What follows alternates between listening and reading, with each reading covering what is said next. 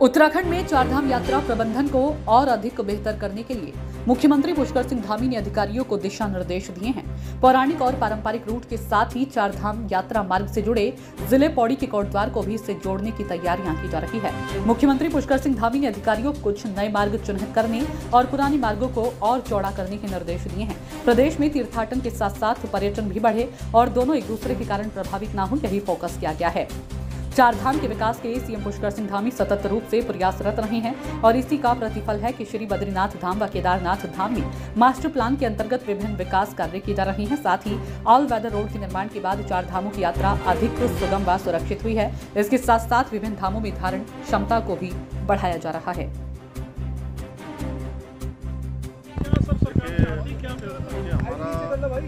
इसके पीछे सरकार का स्पष्ट एक मंशा है, उनकी प्राथमिकता है कि चारधाम यात्रा हमारी बहुत व्यवस्थित तरीके से चले और हमारे आने वाले सभी यात्री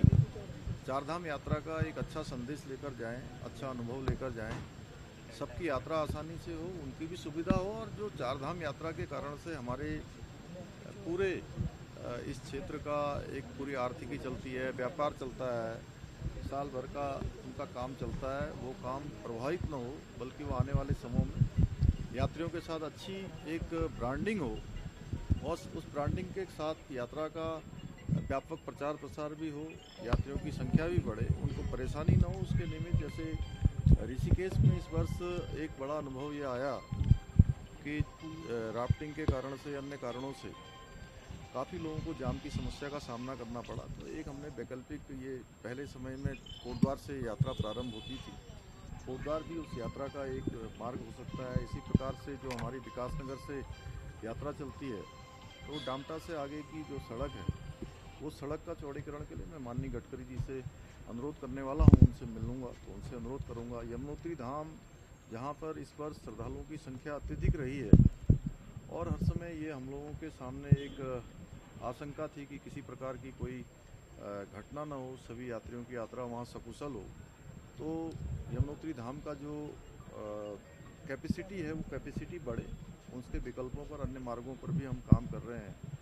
और जो चारधाम यात्रा यहाँ से चलती है, ऋषिकेश से आगे को जाती है,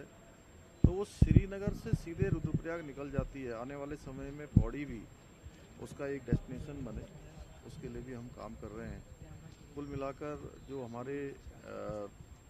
केदारनाथ का, यमुनोत्री का और हेमकुंड साहब का जो रोपवे है, उसके निर्माण कार्य की जो है प्रगति जल्दी हो, उस सब पर मैंने कल निर्देश दिए हैं और जल्दी से जल्दी सभी अधिकारियों को इन कामों को पूरा करने के लिए उनका लक्ष्य भी निर्धारित किया है। यात्रा का जो हम यात्रा प्राधिकरण बना रहे हैं, यात्रा प्राधिकरण भी इस पर बहुत गहनता से काम कर रहा है, सभी से बातचीत भी करेगा, सबके विचार भी लेगा, उसके बाद हम इसको धरातल पर उतारेंगे।